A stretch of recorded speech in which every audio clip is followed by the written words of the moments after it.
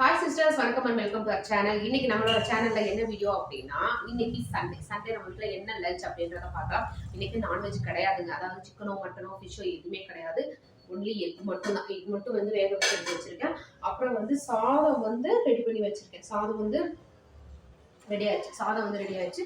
அப்புறம் வந்து பார்த்தீங்க அப்படின்னா, அந்த தேனி சைடு வந்து தொக்கு கட்டு அப்படின்னு சொல்லுவாங்க. அந்த தட்டைப்பயிறு பச்சை பயிறு இருக்கீங்களா, அதை வச்சு செய்வாங்க. ரொம்ப சூப்பராக இருக்கும். ஸோ இன்னைக்கு வந்து அதுதான் பண்ண போகிறேன். அப்புறம் வந்து இன்னைக்கு பாருங்களேன், சாதம் வச்சுட்டேன். இன்னைக்கு சுற்றி பாருங்க, சாதத்துலேருந்து தண்ணி வந்து அந்த அடுப்பு ஃபுல்லாக வந்து அப்படியே நாஸ்தி ஆகிட்டு கிடக்கு. இதை க்ளீன் பண்ணுறதுக்கு 15லேருந்து 20 நிமிஷமாகவும் க்ளீன் பண்ணி எடுக்கணும். அது ஒரு பெரிய வேலை, எக்ஸ்ட்ரா வேலை தான் இதுவும். எதுக்கு இன்னைக்கு நான்வெஜ் கிடையாதுன்னா, நம்ம வீட்டில் நேற்றே வந்து நான்வெஜ் எடுத்தாச்சு.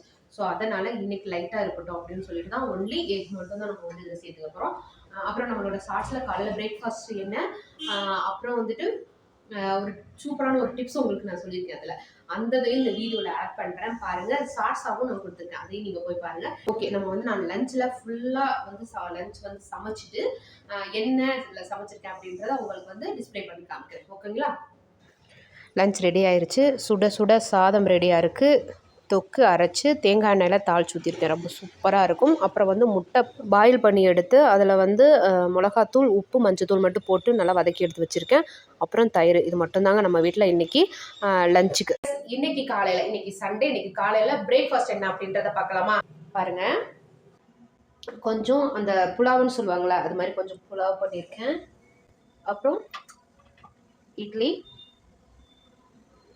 அப்புறம் நிலக்கடலை சட்னி, மட்டன் குழம்பு, நேற்று வச்ச மட்டன் குழம்பு, ரைட்டா. இன்னைக்கு காலையில் பிரேக்ஃபாஸ்ட் இவ்வளோதான். இல்லைன்னா உங்களுக்கு சூப்பரான ஒரு டிப்ஸ் இன்னைக்கு சொல்லி தரப்போகிறேன். என்ன தெரியுமா? வாங்க பார்க்கலாம். இங்கே பாருங்கள், பால் வச்சுருக்குன்னா இந்த பால் வந்து பொங்குச்சுன்னா நம்ம என்ன பண்ணுவோம்? ஊதுவோமா? அதை ஊதாமல் இருக்கிறதுக்கு ஒரு சூப்பரான டிப்ஸ் சொல்கிறேன். வெயிட் பண்ணுங்கள், பால் பொங்கட்டும், அப்புறம் அதை சொல்கிறேன். ஓகே, பாருங்க பொங்குதா? இப்போ பாருங்கள், நல்லா பாருங்கள் பொங்குதா.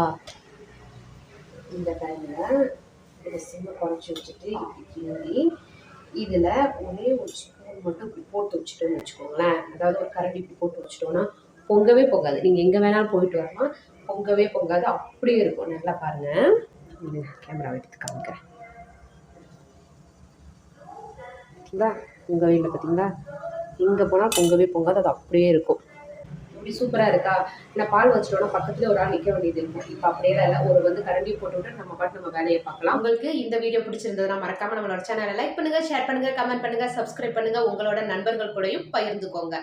இதை விட அடுத்து சூப்பரான ஒரு வீடியோவோட உங்களை நான் சந்திக்கிறேன். பாய்.